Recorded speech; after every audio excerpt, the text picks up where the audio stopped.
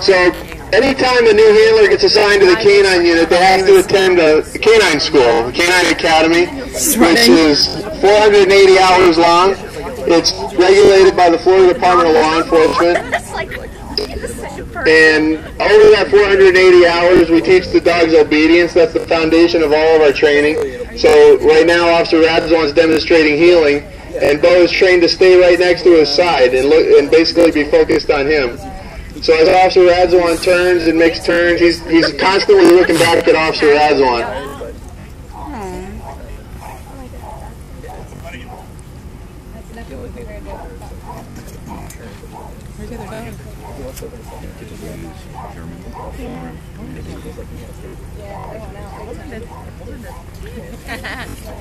Have you inside the vehicle? Someone's laughing. So part of the FDLE regulations is every year we do a state certification, and one of the first exercise we demonstrate is obedience, and so that's healing. We have to do a distance stay. We have to demonstrate distance control. And then there's a 3-minute stay involved where other people walk around the dog to demonstrate socialization. And then the dog finally will return to the heel, or in this case, Officer Radzwan may return back to his partner. So one of the things people ask a lot is, do we get to take the dogs home with us? And yes, we do take the dogs home with us. Even though the city purchases the dogs, they're assigned to us. You guys, they're your dogs as residents of the city. They're your dogs, and we're attached to taking care of them and training them and maintaining them. So we do take them home. They come home with us. They become part of our family.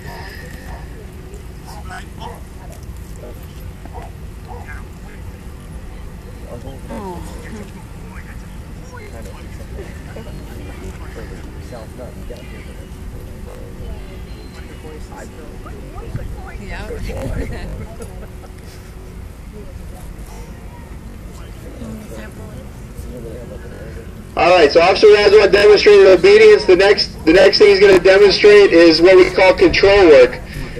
That includes the apprehension work, where it calls the dog off, and Officer Gore is going to tell you a little bit about that while I get ready for the next event. Good morning. The next thing we're going to demonstrate with Officer Radzwan is FDLE control work. Like Officer Vandenhouten said, every year we have to certify with the state of Florida. And part of our certification is to be able to send the dog down, attach the dog to a decoy, and then have the dog verbally come off the decoy and return it to the handler.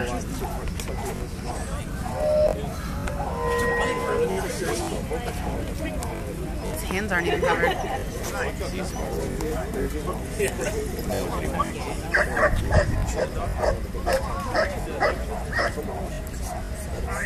I wouldn't want to be that person. I want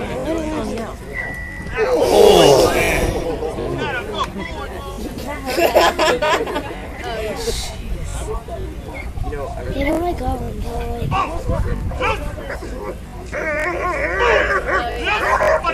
Okay, as you see, Officer Radzwan sent Bo down. Bo bit the decoy on the arm, and then he came off when Officer Radzwan ordered him to. I heard a question says, does that hurt? Those bite suits that the decoy's in are very thick. It's like wearing Okay, now again, we're going to demonstrate Bo being told to let go of the decoy, which he did, and return back to the handler.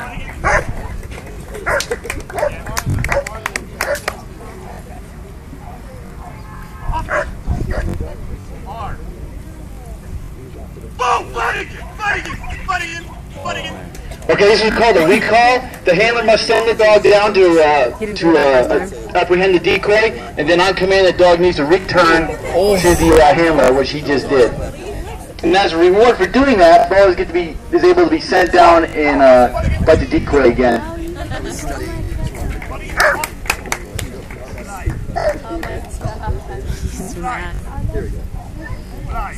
Now the dog must also have to stay in a down while the handler pats down the decoy, and when there's a movement of the decoy towards the handler, the dog is tasked to protect the handler. So you'll see as Officer Lopez will make a move towards Officer Radzwan, and Bo will defend his handler.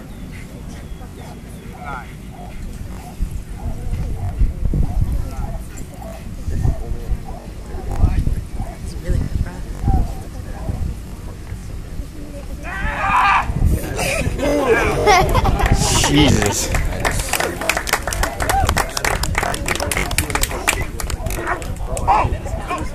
Once again, Bo is commanded to let go of the decoy, which he did, and return to the handler's side. So we give Bo an A plus on this.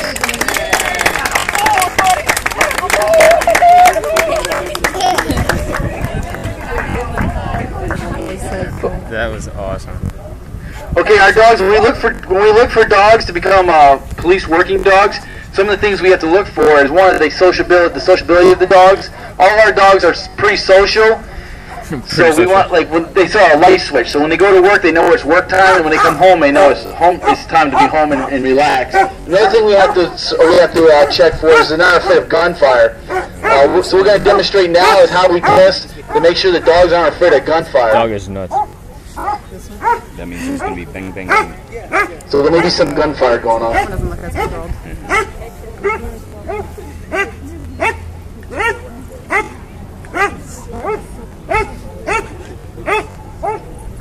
Okay, this is Canine Rudy. He's a 4-year-old Belgian Malinois.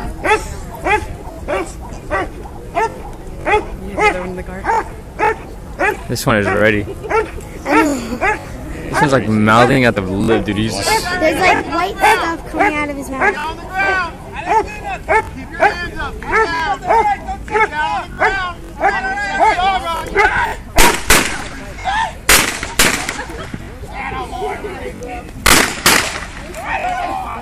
So as you can see, Canine Rudy didn't have any problems with the gunfire. He doesn't like that. Yeah, I think that was needs some training.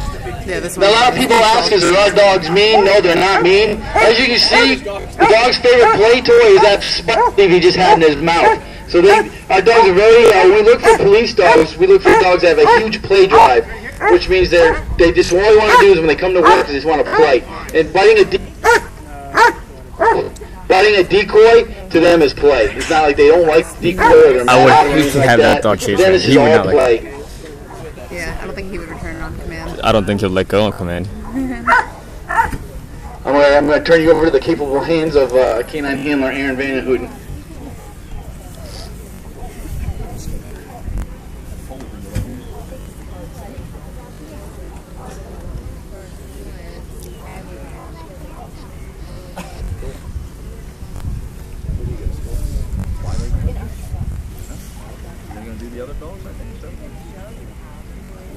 He's going back in his suit. Alright, as you can see, these dogs are very high strung and very focused.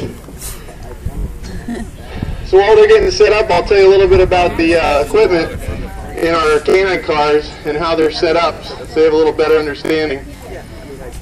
First of all, the cars are set up with a heat alarm system. A lot of times while we're out different places, people will say, you know, your car is running. And yes, we do know, because it has an air conditioning in there, so that the dog stays cool. Of course, it wouldn't be humane to keep the dog in there without the air conditioning. But, of course, you know, all equipment, all mechanical things fail, so we need to have some type of backup system. So these cars are equipped with the heat alarm system, so that if the car accidentally stalls or the air conditioner quits or anything like that, the back windows will roll down, the siren will start going off, and we carry pagers, so that it'll page us if there's a problem with the car. So that's a great feature. Also, we have a bailout system, so that if we need to bring our dogs out to assist us, we can, and that's what we're going to demonstrate now, the bailout system. Ooh, that's gonna be cool.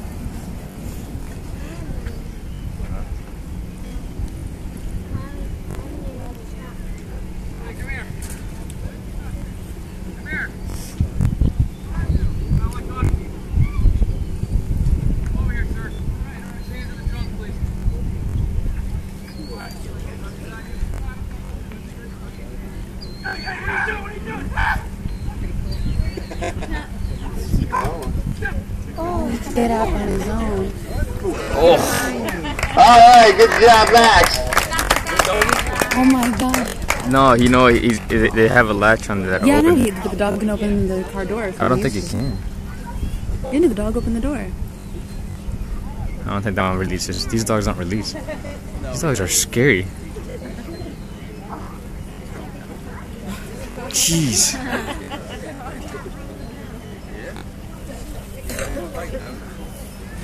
Alright, so that was a demonstration of the bailout system. Again, it's an awesome feature. We've all had to use it from time to time on the street in real life. And it gives us the ability to bring our partners out to assist us if we have to fight with somebody or we need their help apprehending somebody. So it's a great feature. Again, I can't thank you guys enough for being out here today. Such an awesome That one was young. Yeah.